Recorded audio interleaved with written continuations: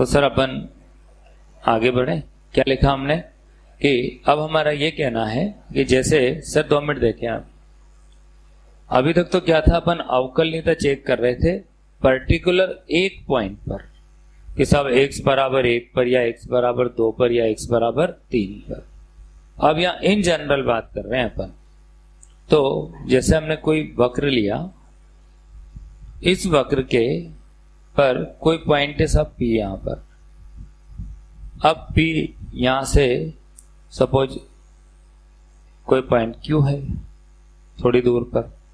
अब ये बताओ इसका जो x और y कोऑर्डिनेट है और यहां जो x और y कोऑर्डिनेट है, तो जब p से q हुआ तब x में और y में कोई तो चेंज हुआ भाई, बोलो ना यार बच्चा। तो जैसे y में चेंज हुआ किसके सापेक्ष, x के सापेक्ष। ऐसे मान लो भाई, हाँ भाई y जो है वो ये हो गया और x में इतना चेंज आया भाई। तो हम ये कहना चाह रहे हैं कि जब y में किसके सापेक्ष परिवर्तन हो रहा है, बोलो x के सापेक्ष, तो उस परिवर्तन की दर को ज्ञात करने के लिए हम किसका प्रयोग करते हैं, अवकलन का। अब जैसे वक्र ऐसा भी हो सकता है।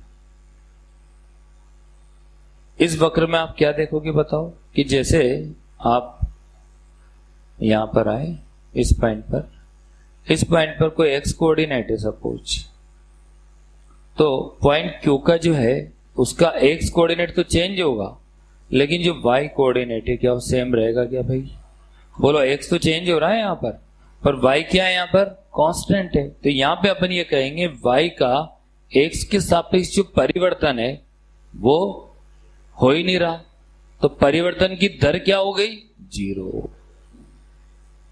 चेंज तो है यहां पर यहां तो बिल्कुल ही नहीं है, वहां पे चेंज है। तो अपन इस परिवर्तन की दर का अध्ययन किस में करेंगे, बोलो अवकलन में। इसी के बारे में अपन बात कर रहे हैं कि एक चर राशि का दूसरी चर राशि के सापेक्ष परिवर्तन की दर, उसको ज्ञात करने के लिए जो सूत्र बनाए गए हैं उनके बारे में अपन बात कर रहे हैं। तो पहले इन जनरल में ऐसे ले लूं कि suppose y equal to f x कोई फलन है। अब सपोज x में कुछ चेंज हुआ, बहुत थोड़ा सा, माना कितना हुआ, डेल्टा x, और ये बहुत अल्प हुआ है इसलिए टेंस टू क्या मान लें, 0। अब अगर x में कोई चेंज है और y और x में सीधा रिलेशन है, तो बोलो y में भी चेंज होगा, और y में चेंज कितना हुआ, डेल्टा y। डेल्टा y भी बहुत अल्प है, टेंस टू दोनों ही है वो। तो x में परिवर्तन माना डेल्टा x से y में परिवर्तन माना डेल्टा y है, तो परिवर्तन की जो दर है, परिवर्तन की दर, वो दर को आप क्या कहेंगे, बोलो delta y upon delta x। कैसे लिखा है, y में परिवर्तन बटा x में परिवर्तन, और यही तो अपन इसी को ढाल कहते हैं। बोलो डेल्टा y का मतलब क्या हुआ, y2 minus y1। Delta x को क्या कह सकते हैं, x2 माइनस x1। उसी ढाल को यहां पर अपन परिवर्तन की दर कह रहे हैं। तो परिवर्तन की दर बराबर delta y upon delta x। अब इस परिवर्तन की दर को, ये जो परिवर्तन की दर है, इसमें मैं क्या लगा दूं भाई कि भाई परिवर्तन बहुत अल्प है, इसलिए क्या लगा दूं, limit delta x tends to 0। तो एक ही पर्टिकुलर इस समय की बात हो गई, डेल्टा x टेंड्स टू 0 पर इसमें रेट ऑफ चेंज क्या आया, जिसे आप तात्क्षणिक वेग या तात्क्षणिक चाल जो कहते हैं ना, उस तरह की बात है यहां पर। तो अब इस पूरे मान को limit delta x tends to 0 delta y upon delta x, इस पूरे मान को हम dy अपॉन dx के नाम से जानते हैं। बार बार इसको न लिखकर क्या लिख देते हैं भाई, dy अपॉन dx, जहां y dy बाई dx क्या है, y का x के सापेक्ष परिवर्तन की दर, y में x के सापेक्ष, y का x के सापेक्ष अवकलन, और इसका एक और नाम है अवकलज भी इसको कहते हैं, और इसका एक और नाम है अवकल गुणांक भी इसको कहते हैं। तो वो सब चीज ये डिवाई बाई डी एक्स कहलाती है और इसी के बारे में बात करेंगे। तो लिख लो आप फटाफट। माना कि y equal to f x कोई फलन है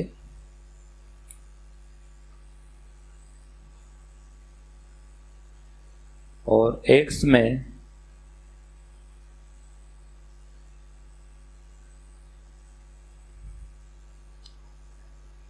कोई अल्प परिवर्तन माना डेल्टा एक्स हुआ है,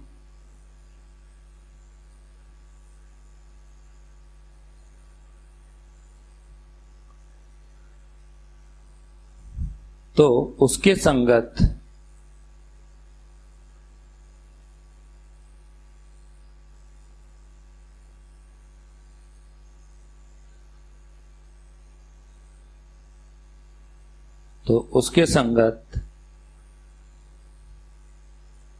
y में अल्प परिवर्तन,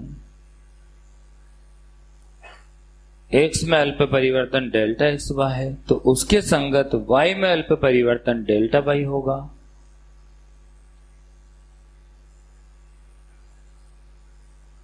अतः परिवर्तन की दर बराबर delta y upon delta x.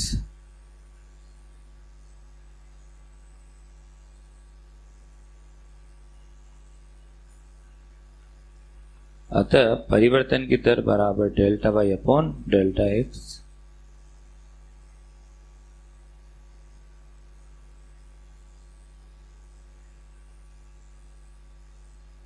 उसके बाद लिखो, क्योंकि परिवर्तन बहुत अल्प है तो लिमिटिंग पोजीशन में लिखेंगे डेल्टा एक्स टेंस टू 0 और इस पूरे मान को हम क्या बोलेंगे, बोलो, डिवाई बाई डी एक्स।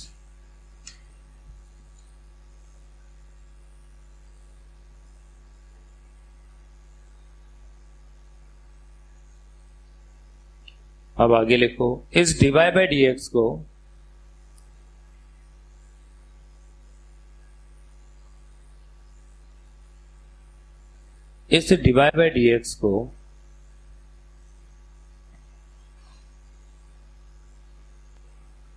चर राशि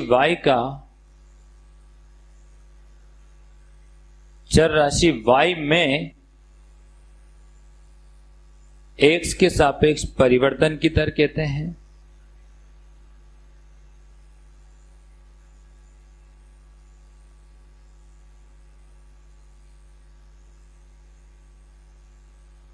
चर राशि y में x के सापेक्ष परिवर्तन की दर कहते हैं और इस डिवाई बाई डी एक्स को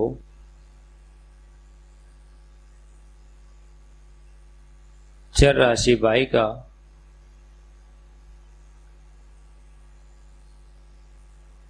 x के सापेक्ष अवकलन कहते हैं।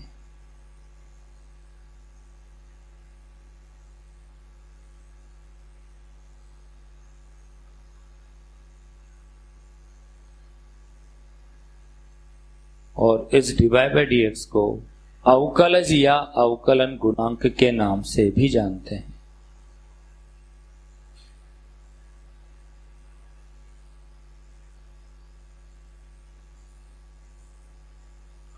अवकलज या अवकल गुणांक के नाम से भी जानते हैं।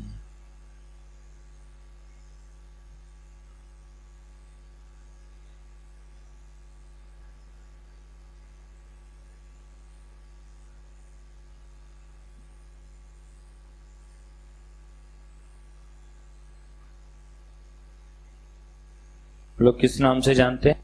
अवकलज या अवकल गुणांक के नाम से भी जानते हैं। हो गया भाई? तो ये आपका ये सब चीजें हो गई। अब लिखो, अवकलन दो प्रकार से किया जाता है। पहला लिखो, प्रथम सिद्धांत से अवकलन। प्रथम सिद्धांत से अवकलन जो कि कक्षा 11th में कर लिया गया था, ये भी ब्रैकेट में लिख लो, मतलब 11th के सिलेबस में था ये।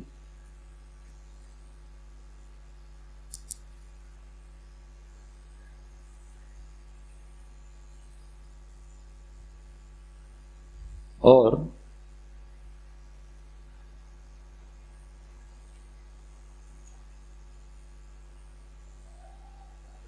दूसरा लिखो सीधे ही मानक सूत्रों के द्वारा अवकलन, सीधे ही मानक सूत्रों के द्वारा अवकलन।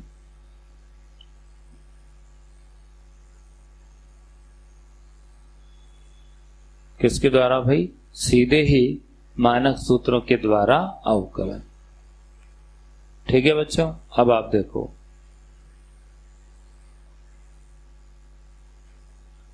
तो सीधे ही मानक सूत्रों के द्वारा अवकलन। तो अब लिखो प्रमुख, अब सेकंड पार्ट ही पढ़ना है तो लिखो प्रमुख मानक सूत्र निम्नलिखित है।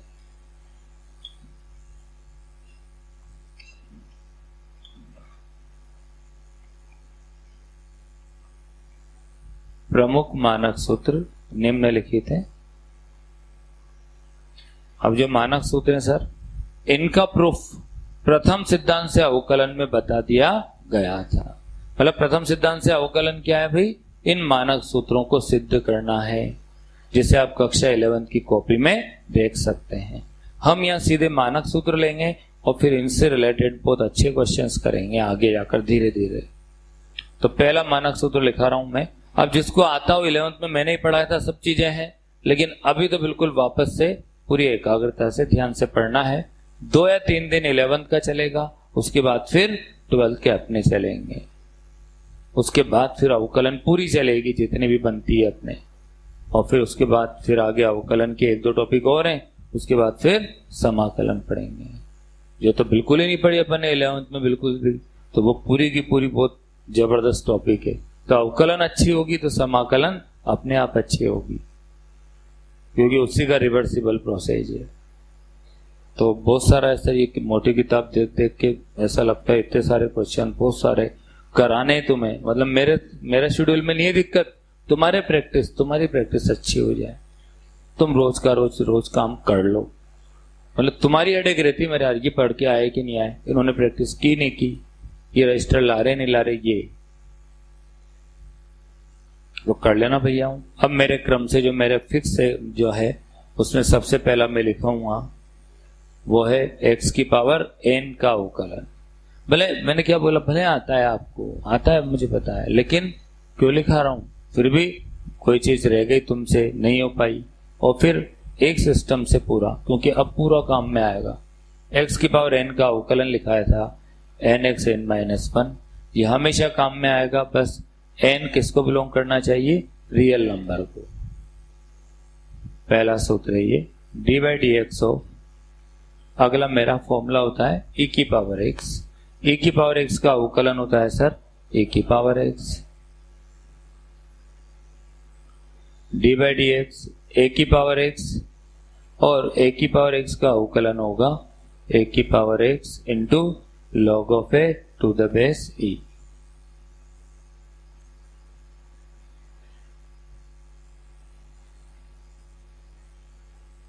इसके बाद log of x to the base e का अवकलन होगा 1/x।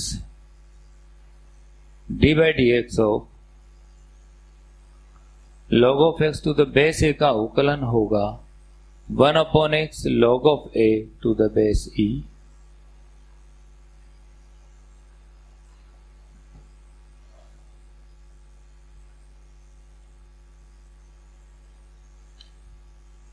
साइन x का x के सापेक्ष अवकलन होगा cos x।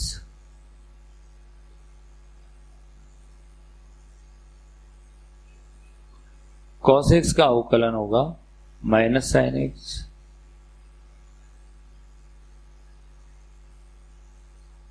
tan x का अवकलन होगा sec square x। cot x का अवकलन होगा minus cosec square x.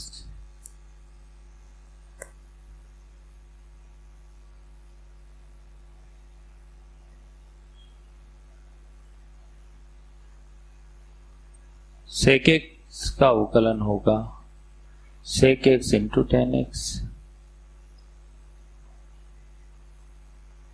Cosec x का अवकलन होगा minus cot x into cosec x.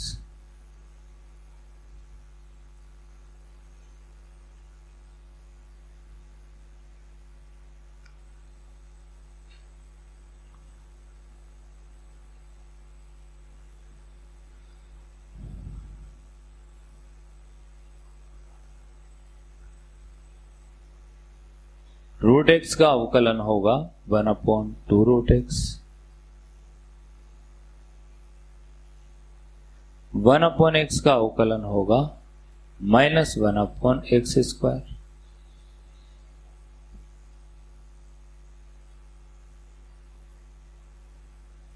लिख लो भैया यहां तक।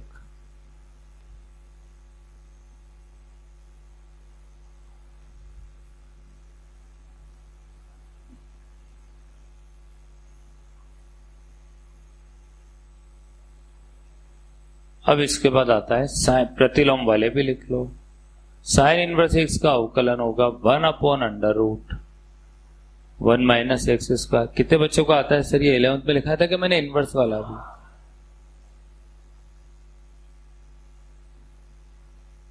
कॉस इनवर्स एक्स का अवकलन होगा -1/√1 - x²।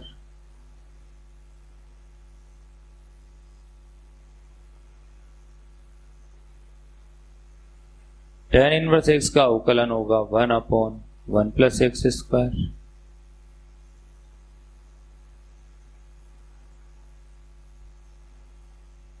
cot इनवर्स एक्स का अवकलन होगा -1/1 + x²।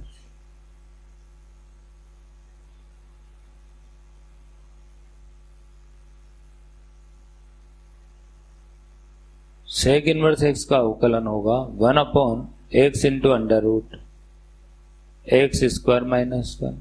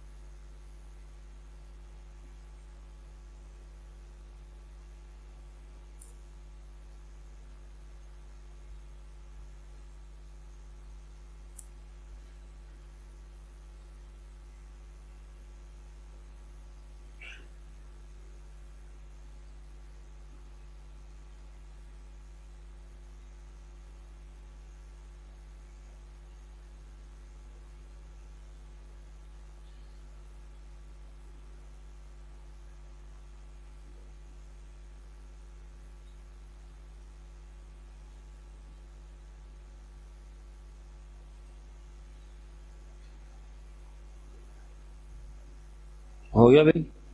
एक और बच रहा है, बता रहा हूं अभी। पहले सर यहां को देख लो एक बार। इधर बालक साइन इनवर्स एक्स का डिफरेंशिएशन चेक करो। क्या है बोलो?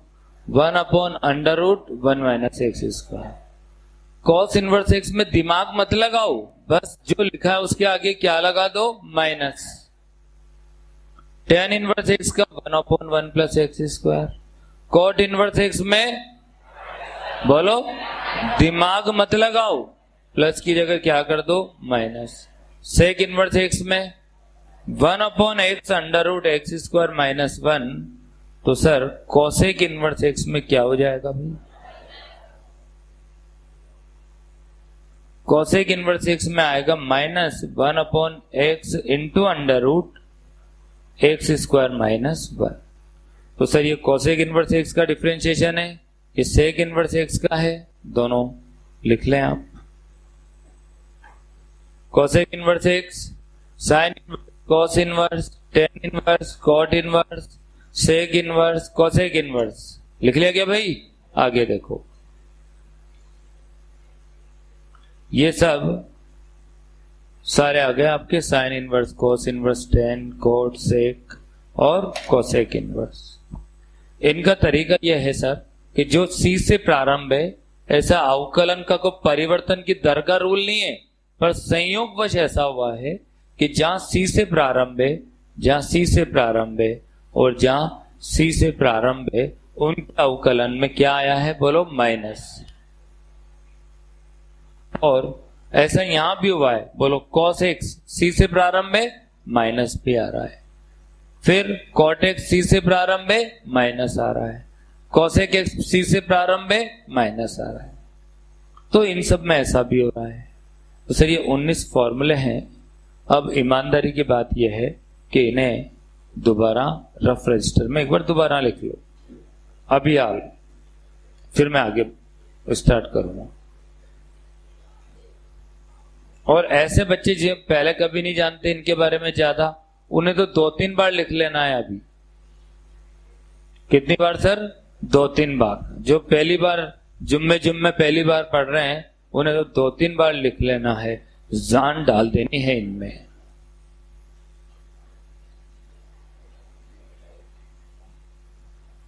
बढ़िया से लिख लें सर फॉर्मूले, कोई गलत सलत तो नहीं उतार ले, ये भी देख लो। पर ये फॉर्मूले बढ़िया अच्छे से तुम्हें दिमाग में बैठ जाए, फिर अपन इन पर आगे बात करते हैं। ये कुछ महत्वपूर्ण मानक सूत्र लिखा है सर मैंने।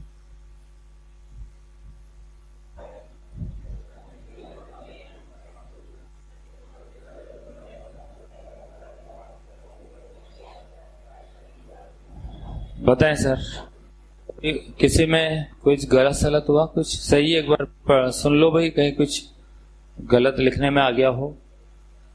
बोलो log x का आधार क्या है सर? e, तो 1/x है। और आधार अगर a आ जाए और a का मान 2, 3, 4, 5, 6, 8, 10 कुछ भी हो सकता है, वो एक वेरिएबल है यहाँ पर, है ना। a तो एक संख्या है, a क्या है बोलो?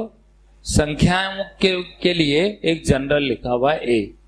अब a का मान क्या क्या हो सकता है? a कौन कौन से मान ग्रहण कर सकता है? 2, 3, 4, 5, 6, 7, 8 कुछ भी, 1/2, 1/4 कुछ भी कर सकता है। तो 1/x log of a to the base e, और जो a का मान होगा वो यहां आ जाएगा। और अगर आधार में e लिखा है तो फिर केवल 1/x लिखना है, फिर कोई log वग नहीं लिखना। ये sin x है, sin x का में परिवर्तन की दर का मान किसके बराबर होता है? cos x के। और cos x में x के सापेक्ष परिवर्तन की दर का मान minus sin x। tan x में x के सापेक्ष परिवर्तन की दर का मान sec square x। cot x में x के सापेक्ष परिवर्तन की दर का मान minus cosec square x। sec x का sec x into tan x, cosec x का minus cot x into cosec x। दो विशेष सूत्र और लिखे हैं मैंने, ये सब मेरे द्वारा ही मतलब इस तरह बनाए गए हैं। अदरवाइज इसको सब x की पावर n से करते हैं, पर मैंने इनको भी स्टैंडर्ड कर रखा है। बोलो रूट x का 1/2 रूट x,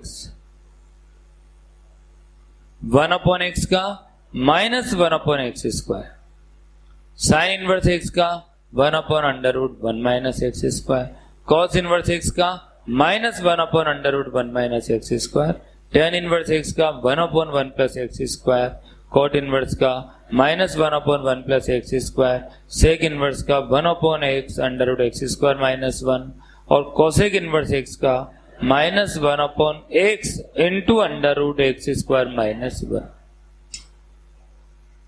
आप में वो बच्चे हाथ खड़े करें जो जिनके सूत्र इन्होंने 11th में कम ही पढ़े, मतलब ज्यादा नहीं पढ़े। ऐसी महान हस्तियां होंगी सर, बारंबार प्रणाम सर ऐसी महान हस्तियों को। Well done sir. 2 ही मिलेगी ऐसी महान हस्ती, 3 प्रणाम सर आपके 11th की पढ़ाई के। पढ़ाई नहीं सर, इसीलिए तो शुरू से बता रहा हूं मैं आप। यही कारण है कि मैंने कुछ भी नहीं छोड़ा, जहां से 11th में स्टार्ट किया था ना पढ़ाना, सेम वही चीज पढ़ा रहा हूं। आप वीडियो लेक्चर देख सकते हो, बिल्कुल यही मिलेगा आपको 11th का और अभी का भी। क्या सर, क्या कह रहे हो सर? क्या कहा था? 11th में भी कहा था, है ना सर? देखो ये भी याद है, देखो बालक को, क्या बालक है यार, क्या दिमाग पाया यार। 1 साल हो गया सर पूरा। अवकलन अपन ने शायद पढ़ा होगा नवंबर दिसंबर में पढ़ा होगा सर, और क्या है ना सर? क्यों, कब पढ़ा था अपन ने अवकलन? अवकलन कब पढ़ा था? नहीं सर, सितंबर अक्टूबर में पढ़ा था। क्या दिमाग पाया यार, देखो यार। तालियां भी यार कुछ बजा रहे, कुछ ऐसे क्यों करते हो यार? अलग अलग खेमे में नहीं बांट रखा। आप सब रियल के स्टूडेंट हो। जोरदार तालियां जिस प्यारे बालक के लिए। इधर वाले नहीं है, तुम अलग गुट के लग रहे हो मुझे। बजाई थी क्या? अच्छा, आवाज नहीं है तेरी ताली की, कम हो गई ना आदत इसलिए।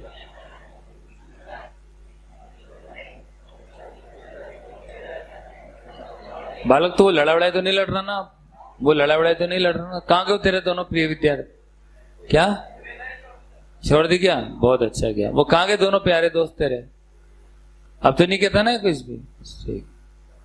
हाँ बस तुम यार जैसे प्यार मोहब्बत से पढ़ लो ना तो फिर अच्छा रहता है यार। और तुम डॉनगिरी करो, पढ़ाई नहीं करो और फिर आगे लड़ाई झगड़ा करो और फिर हमसे कहो मार समागल ये माँ से असा कह रहे बसा कह रहे, तो फिर भेजा खराब होता है हमारा। क्योंकि भाई ये काम तो थानेदार करेगा ना भाई। भाई ये काम हमारा थोड़ी यार, हमसे तो पढ़ लो तुम ढंग से यार। तो इसलिए बस अपना ध्यान पढ़ाई में रखो और आपका भी कैरियर बनेगा।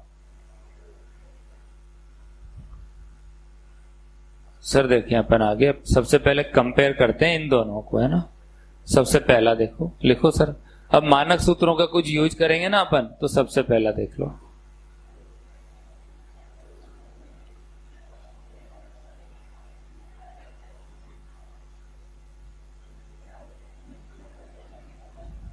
मतलब सर ये मानक सूत्र हैं, सीधे परिवर्तन की दर मिलती है यहां से आपको इन फॉर्मूले की सहायता से डायरेक्ट। और सर इनमें मैं इन दोनों के बारे में कंपेयर करके इन दोनों के बारे में बात कर रहा हूं।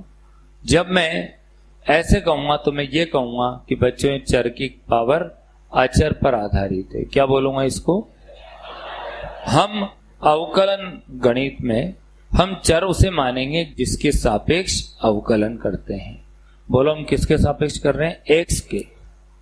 तो ये एक्स जो है वो चर है, तो यहां भी एक्स चर होगा और एक्स छोड़कर जो भी होगा वो अचर की श्रेणी में जाएगा। चर की पावर अचर पर आधारित है ये। तो अगर चर की घात अचर पर कोई क्वेश्चन आए इन जनरल, जैसे मैंने कहा एक्स स्क्वायर, तो ये चर की घात अचर है। मतलब आज एक्स स्क्वायर को बताने की कोई जरूरत नहीं है, लेकिन पूरा क्रम तो वो उसी सिस्टम से चलेगा। तभी तो फिर कल आप ये जान पाओगे कि साइन एक्स का होल स्क्वायर भी इसी पैटर्न पर आधारित है। ये चर है और ऊपर अचर है। हम परसों तक इस जगह पर पहुंच जाएंगे। परसों तक फलन का कंसेप्ट पूरा हो जाएगा, जिसमें 11th का एक डायलॉग था, आपको याद होगा। हम तो रास्ते में जा रहे थे, वो क्या कर रहे थे? अवकलन करते जा रहे थे। वो डायलॉग आएगा वापस यहाँ पर, तो उससे आपको ध्यान रहेगा। जब भी मापांक आएगा आपको भूत नजर आएगा, महत्तम पूर्णांक फलन आएगा आपको भूत नजर आएगा। और यार ये तो भूत बताए थे हमारे सामने। तो सर एक्स स्क्वायर का अवकलन करना है तो सर सबसे पहले n बराबर क्या लिखना होगा? 2। तो बस सीधे उत्तर आ गया 2 इंटू, बस n की जगह यहां पे लिखा तो बोलो ये आया सर 2 इंटू एक्स की पावर 1 या 2x। तो ये एक्स स्क्वायर का एक्स के सापेक्ष परिवर्तन की दर कितनी आ गई भाई? 2x। अगर मैं आपसे n बराबर 3 के लिए कहूंगा तो d by d x of x cube, और इसका होगा सर 3 इंटू एक्स स्क्वायर। अगर n इक्वल टू 4 लिखूं तो d by d x of x की पावर 4, और ये आएगा सर 4x क्यूब। अगर मैं n इक्वल टू 101 लिखूं तो d by d x of x की पावर 101, इसका होगा 101 इंटू एक्स की पावर 100।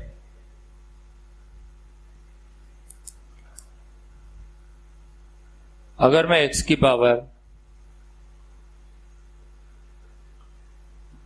198 लिखूं तो इसका होगा 198 इंटू एक्स की पावर 197।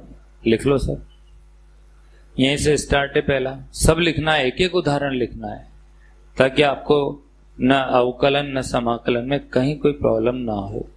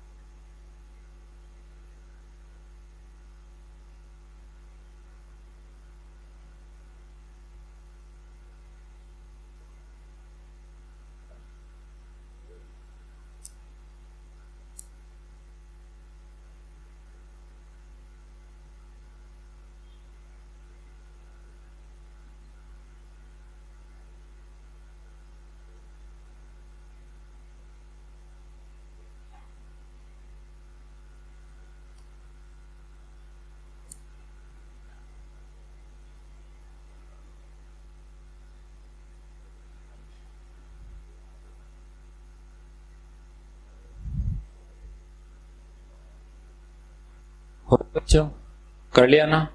तो बोलो x की पावर n पर जितने भी क्वेश्चन आएंगे चर की घात अचर पर आधारित, वो इस फॉर्मूले से होगा। बस ये ध्यान रखना है आपको। कितने भी हो, किसी भी तरह के, मैंने कुछ पॉजिटिव लिए कुछ नेगेटिव लेता हूं, लिखो फटाफट। x की पावर -1, तो मैं इसको लिखूंगा -1 इंटू एक्स की पावर -1 -1 इंटू एक्स की पावर -2, और मैं इसको लिख सकता हूं -1/x²। और यहां भी x की पावर -1 को 1/x लिख सकता हूं।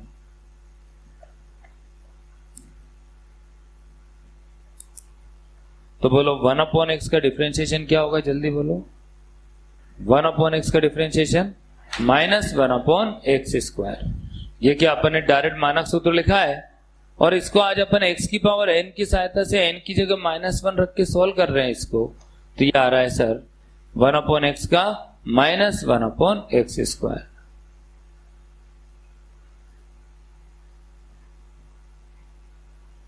n की जगह -2 लिखूं तो x की पावर -2 का होगा -2x की पावर -2 -1 -2x की पावर -3, तो -2/x³।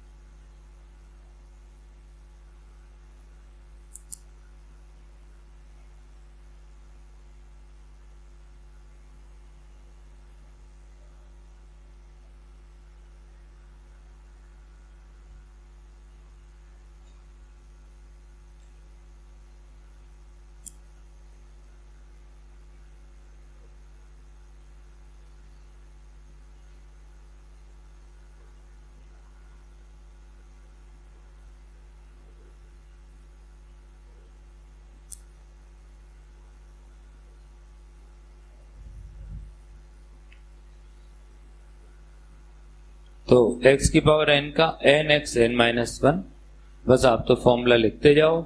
x की पावर n में केवल n की जगह कोई भी मान रखना है और आपको इस तरह ये प्राप्त हो जाएगा। ये x की पावर -1 का किया तो -1 इंटू एक्स की पावर -2, इसको 1/x कह सकते हैं। और ये मैंने आपको आज 13वें नंबर पे लिखाया होगा, देखो लिखा है कि देखना। तो 1/x का डिफरेंशिएशन कितना आ रहा है सर, -1/x²। अब लिखो आगे सर, ये बात हो गई। अब आते हैं अपन n इक्वल टू कोई मान बटे का रखकर देख लो। जैसे n बराबर 1/2 रखते हैं, लिखो सर x की पावर 1/2, तो इसका होगा 1/2 इंटू एक्स की पावर 1/2 -1, तो 1/2 इंटू एक्स की पावर -1/2, तो 1/2 इंटू इसकी पावर को अपॉन में ले जाएं तो प्लस का हो जाएगा घातांक के नियम से, और ये आ जाएगा सर 1/√x। तो ये अपन ने लिखा है √x का डिफरेंशिएशन। तो बोलो √x का डिफरेंशिएशन कितना आया, 1/2√x।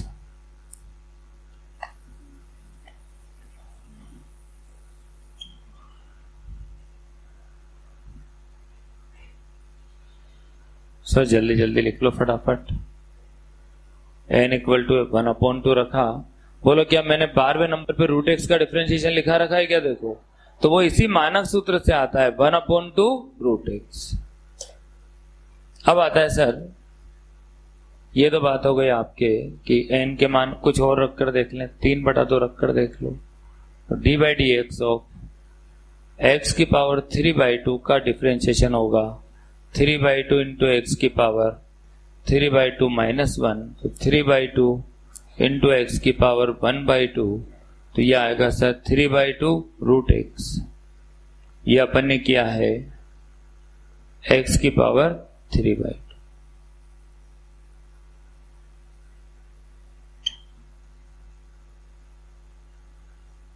n इक्वल टू 7/2, तो d by d x of x की पावर 7/2 का होगा 7/2 एक्स की पावर 7/2 -1, तो 7/2 इंटू एक्स की पावर 5/2।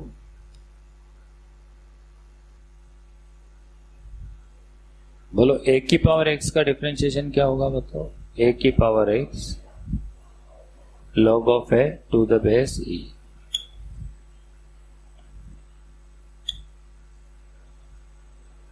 अब देखो सर, ये जो अब यहां पे एक शर्त है कि ये जो a है ना सर, वो ग्रेटर देन क्या होगा 0। बोले यहां पे a का मान 0 से बड़ा होना जरूरी है। आप जान सकते हैं ऐसा क्यों? इसका कारण है कि यहाँ पे log ऑफ a आ रहा है। क्या आ रहा है बोलो? और ये log डिफाइन कब होगा बताओ? जब जिस संख्या का लघुगणक लेते हैं वो पॉजिटिव होनी चाहिए। क्या होनी चाहिए? पॉजिटिव। सुन लो भैया यहाँ पर, इसलिए यहाँ पे a भी एक संख्या है। मैं अभी a की जगह कोई भी विभिन्न मान रख सकता हूं, लेकिन क्या नहीं लिखूंगा? 0 से छोटा नहीं लिखूंगा। जैसे मैं 1/2 लिख सकता हूँ, 1/4 लिख सकता हूँ, 1/8 लिख सकता हूँ, 2, 4, 6, 3, 5, 10, कुछ भी लिख दो। तो फिर ये अचर की पावर चर कहलाएगा। बोलो क्या है? बोलो ये अचर की पावर चर। एक होता है चर की घात अचर और एक होता है अचर की घात चर। तो जैसे D by d x of, आज मैं एक ही जगह 2 लिख दूं, तो अगर एक ही जगह 2 लिखूंगा तो ये 2 की पावर x बन गया। अब ये अचर है और ये चर है, क्योंकि जिसके सापेक्ष अवकलन कर रहे हैं वो चर है। तो अगर अचर की पावर चर पर कोई क्वेश्चन का अवकलन करना हो तो ये फॉर्मूला काम में लेना है। ये फॉर्मूला कहता है कि जो क्वेश्चन है वो एज इट इज लिखो और इस a को लॉगरिथम में और लिख दो। तो बोलो 2 की पावर x का 2 की पावर x तो आएगा ही, और log of 2 the base e। अगर आपको कहा जाए 3 की पावर x का करो तो क्या लिखोगे? 3 की power x log of 3 to the base e।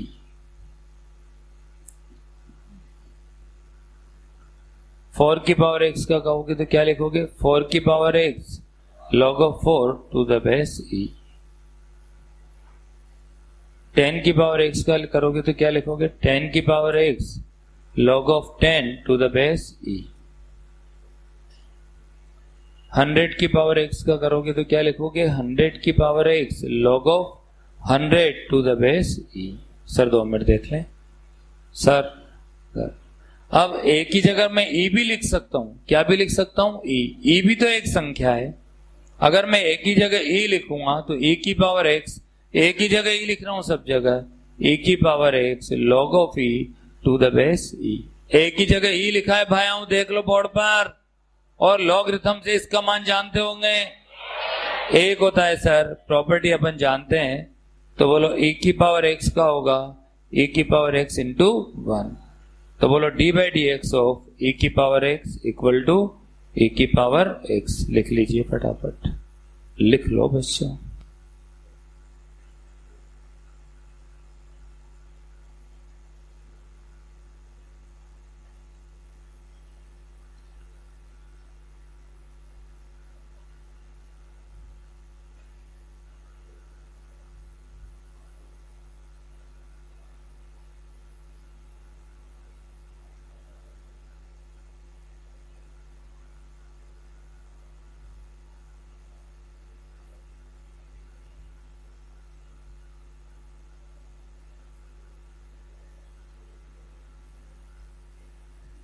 हो गया बच्चों?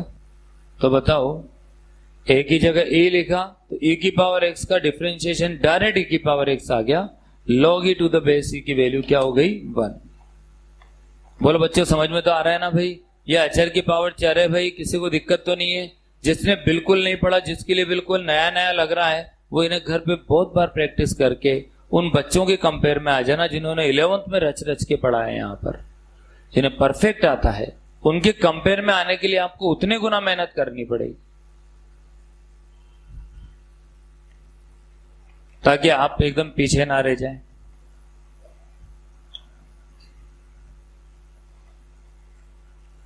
अब इसके बाद आता है सर दो बड़े खूबसूरत डिफ्रेंशिएशन है। log of x to the base e, बोलो इसका differentiation 1 D by d x of log of x to the base a का डिफ्रेंशिएशन क्या लिखा है अभी 1/x तो आएगा ही सही, into log of a to the base e। अब यहां पे a का मान वही लघुगणक के आधार में जो जो परिभाषित है उसके अकॉर्डिंग a का मान हो सकता है। यहां पर जैसे a बराबर 2 में कोई दिक्कत नहीं है, log of x base 2 तो इसका होगा 1/x, और जहां a आ रहा है वहां पे 2 लिख दे बेटा, तो 1/x log of 2 the base e।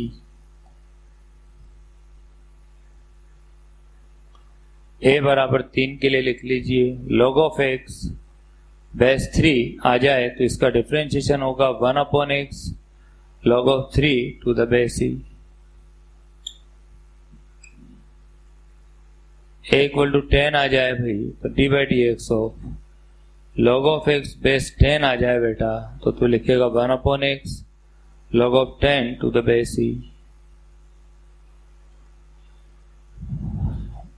अगर a इक्वल टू 1/2 ले लें तो log of x 1/2 d by d x of, तो इसका होगा sir 1/x into log of e to the base 1/2।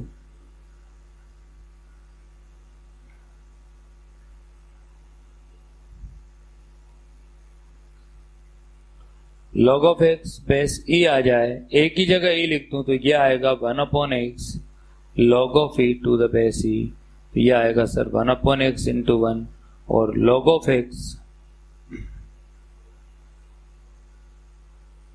To the base e का कितना आया सर 1/x। ये सब तो होना